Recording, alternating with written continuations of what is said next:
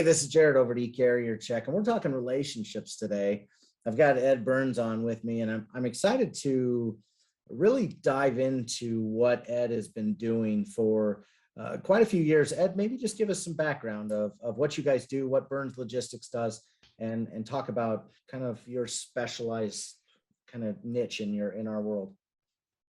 Yeah, so we're a transportation sales agency. So what we do is we build up our book of carriers and we represent them as their outsourced sales team. So we work with a lot of small to mid-sized fleets that have a small or no sales presence, and we go represent them to shippers. So we help them find freight opportunities that work for them, and that's what we do. We go meet people, we make friends, and we connect people. That's awesome. You say it so simply, and I'm sure it comes second nature to you. How long has Burns Logistics been around? So my dad, Big Ed Burns, he started with the big market downturn of 2007, 2008. The freight market got soft. He was working as a sales guy for an asset carrier. Lost his job, and he's like, "What am I gonna do?" So he started working on a commission basis for carriers and connecting them with freight opportunities. So we've been doing this for about 13, 14 years. And so long enough. The guy's got 30 plus years of freight experience, and I've got just a couple here, but that's it. Yeah. So let's break down relationships. I think something that newer brokers, newer carriers, both of them will be watching this. I talk through, from a brokerage standpoint, or let's start with the carriers first. Obviously a lot of them don't have sales guys. Even some people up to 50 trucks, they don't have sales guys, right? They just have the owner and he's trying to wear a lot of hats. Talk to us about, that cold outreach, or even the beginning part of trying to build a relationship with anybody that you don't know.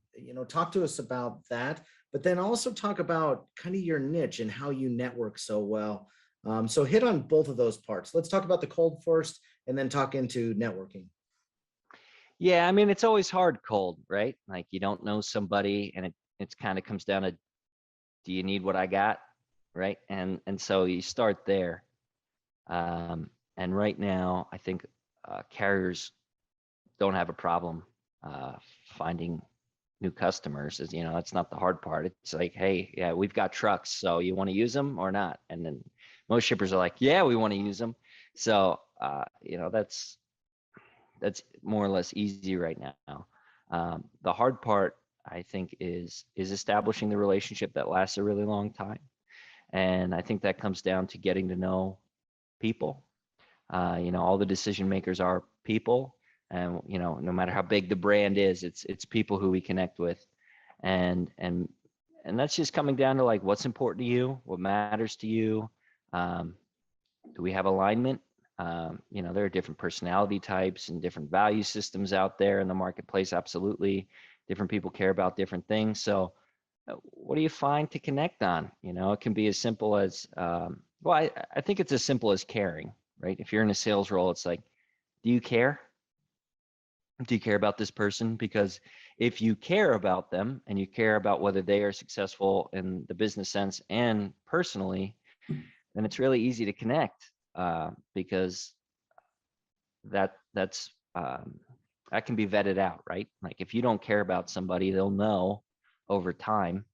But if you make the effort to just reach out to somebody who you haven't talked to in a long time, like, hey, I don't have any opportunities right now, but I just want to see how you're doing, that makes a pretty big impact. And if you do that over time, that compounds and your relationships continue to strengthen. And then those people are going to send you referrals, right? I think that's the big thing with relationships that people overlook, is like, oh, well, it's really hard to make that call, and is it really worth the time to talk to somebody for 15 minutes? And in the business sense, yeah, it is, because the freight industry is small. This is a small world.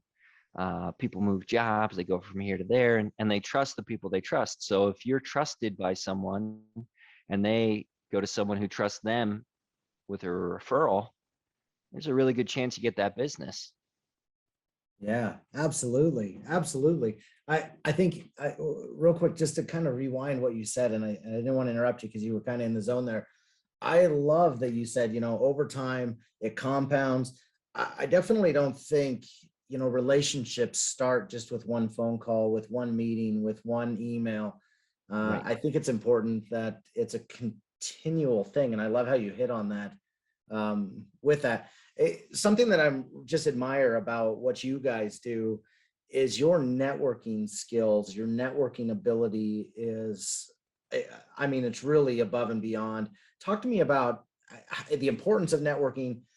What platforms are you using for networking, and talk through that aspect of even as imagine just being a beginner carrier, beginner broker.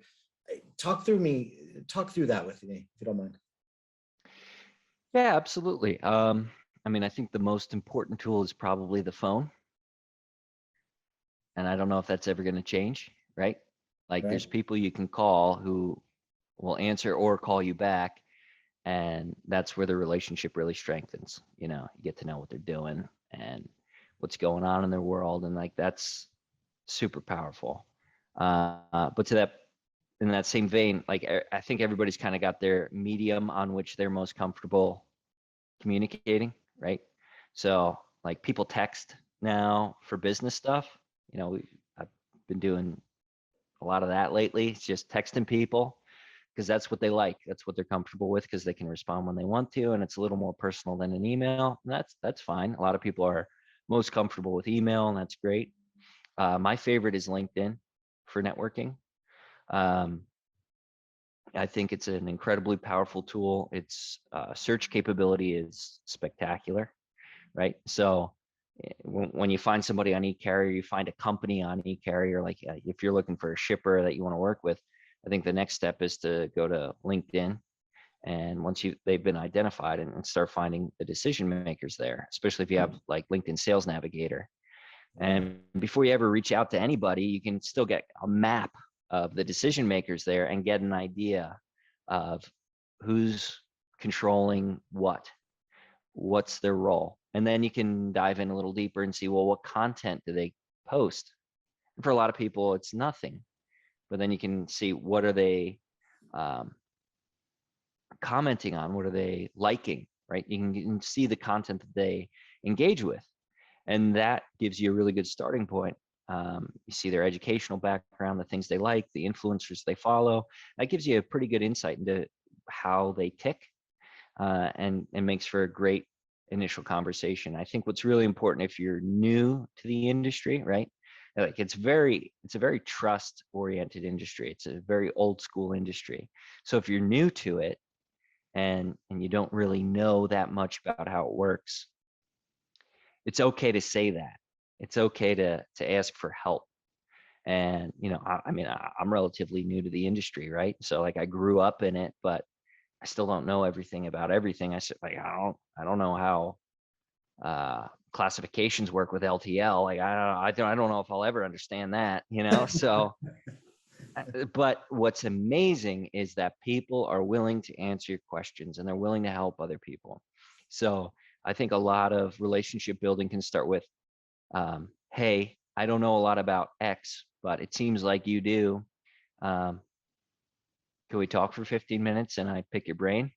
That's a good relationship building tool. I mean, it's very useful for somebody who's new, but it also creates, you know, in addition to the knowledge, it creates a relationship with somebody who's willing to help and mentor, and somebody you can follow.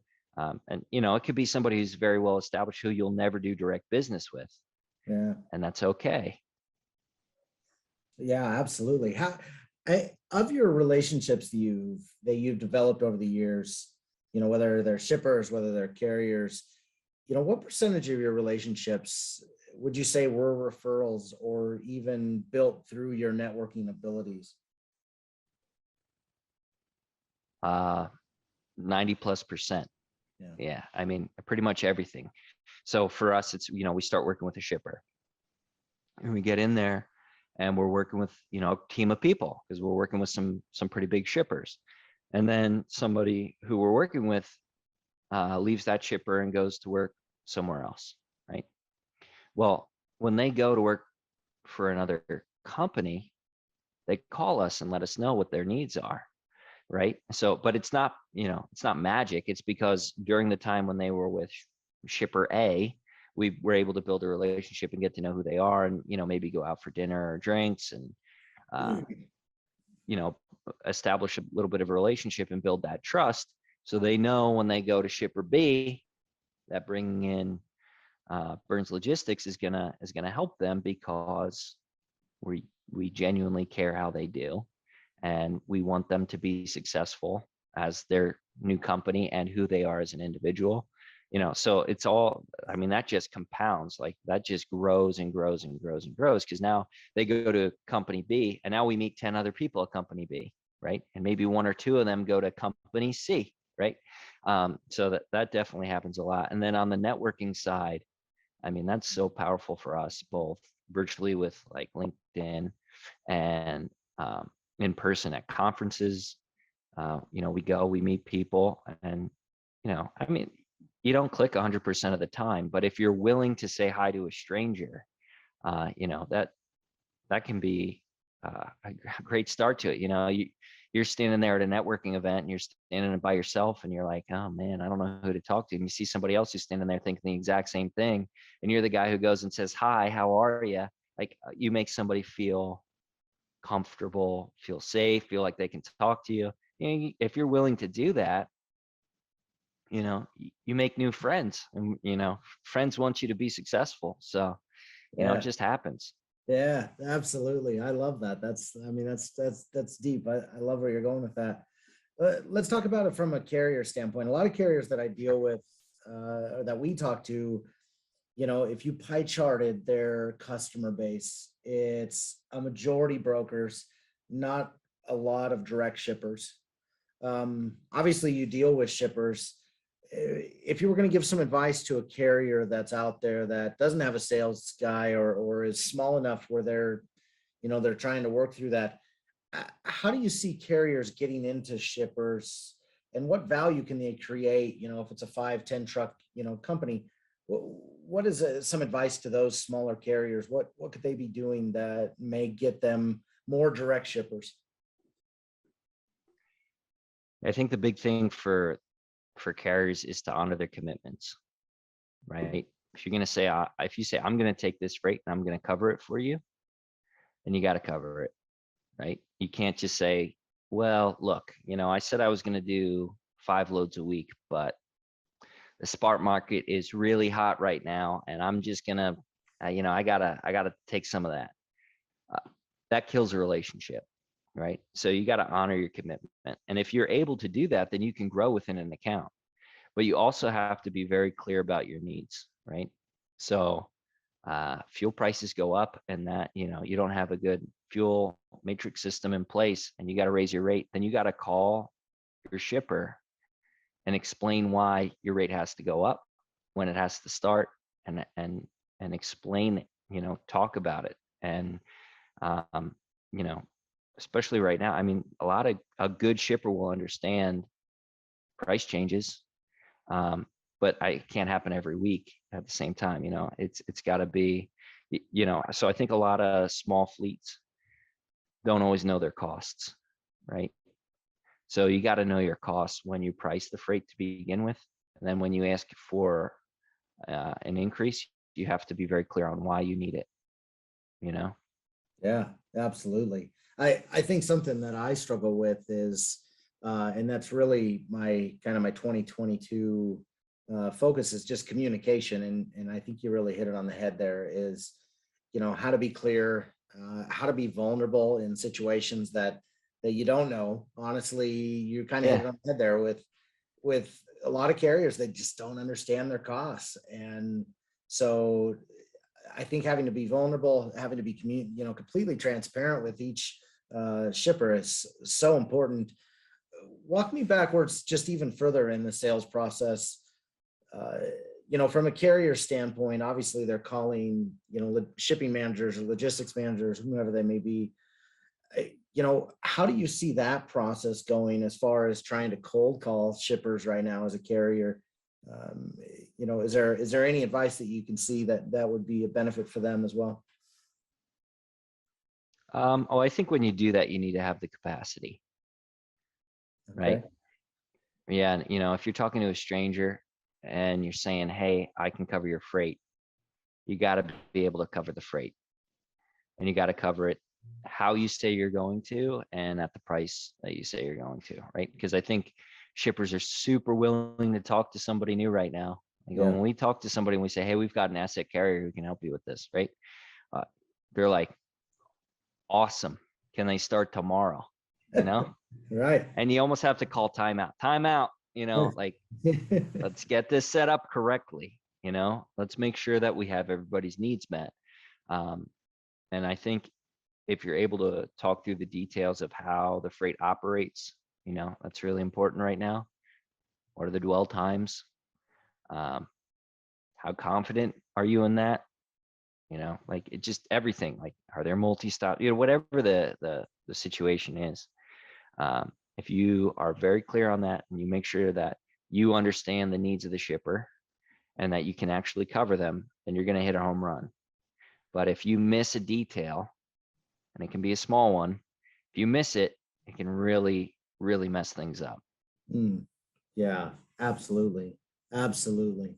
Ed, I love the nuggets of the relationship aspect. Thank you for that. A couple last questions here. Obviously you provide a lot of value for your clients. Talk to me about the value that you're creating on both ends, and what do they look like?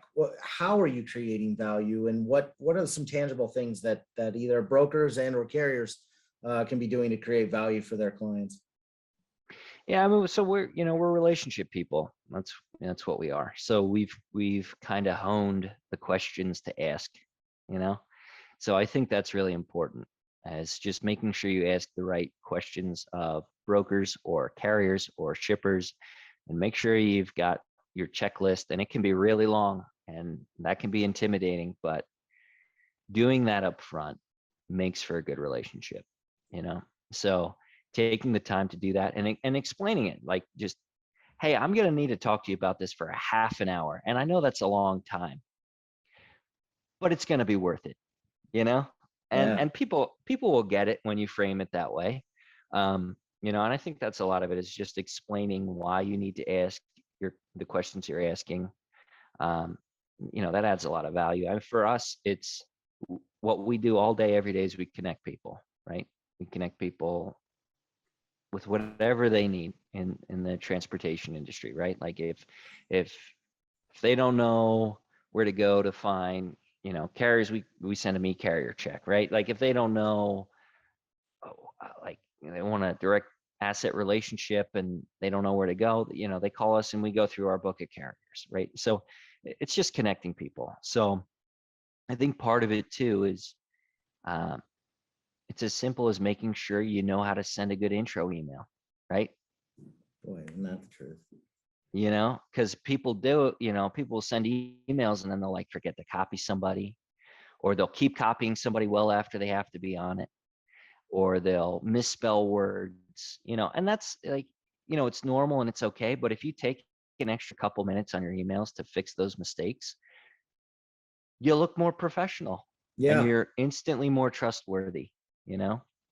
So, it could be as simple as adding Grammarly to your email, right? Just to make sure you don't have improper grammar. People overlook those things. And I think, yeah, if you're doing cross-border stuff into Canada or Mexico, it's as simple as, like, learn a couple of French or Spanish phrases, right? So, like, you can communicate with your partners in Mexico or in Canada. Like, it doesn't take a lot of effort, but it's amazing how much people appreciate you making that effort. Yeah, absolutely.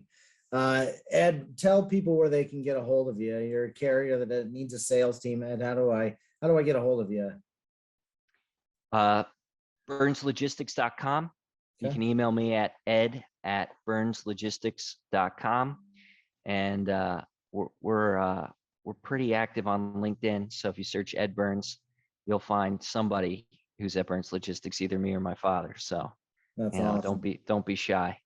I appreciate that. Ed, thank you for talking relationships with us today. Thank you for talking about how to create value. Really just some awesome points in there, and I really appreciate it. For those of you on eCarrier, check, hit subscribe on our YouTube channel as we continue to grow our content out there for people like Ed that just are willing to share some information. So thanks, Ed. Have a great day. Thank you. Thank you for your time, and you've got a great tool. So keep it up. All right. Thanks, Ed.